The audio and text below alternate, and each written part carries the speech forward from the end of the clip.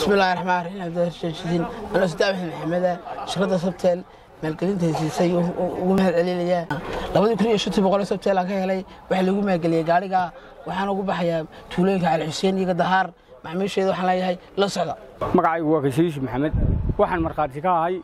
سدام أحمد محمد اللي يقول شيء قارقي شركة سمبل أبى المرنتها أي شيء وحن لا هي بشرة قبل كرير تودر شركة سمتل لبعضها كنا نكون جوليسني قف كستوى كم إذا قبل تقدر أينو كشوفانو بريبارك أنو استعماله وشركة عادية في عن بنقول مهد علينا وشركة بلامي كقبل وهول كشيء موادلين تسمال لان إني ملكيلا نقدان سيدنا كاسوك هلا الرحيم waxaan maanta halkan ku wareejinaynaa gaariga saynta guuleystaha Sadaam oo kamid ahaa guuleystayaashii wiigii hore ee barnaamijka maalgelin ganacsi ee barnaamijka macmil lagu milkiile sida runtii aad aan ugu faraxsanahay macaamiisheedana runtii intii guuleysatay intii midda koobneedana wadnay intii guuleysatay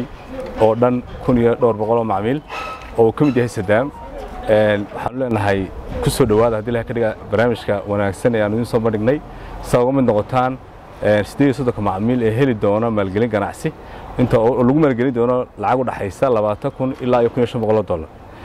Sadaam aad ayaan kugu hambalyeynaa gaariga maanta saasan kugu wareejinay waxaan rajaynaynaa inaad ka mid noqon doonto kuwa damana hadii la ka dhigo saaxiibada ay adigu hadii la ka dhigo aad baan kugu hambalyeynaa Ilaahay ku barakeeyo shirkadda Samtel wax dulsaara iyo wax dabagala iyo midna kaama rabto waxaan adigu aad leedahay maanta saan uga war hadii la ka dhigo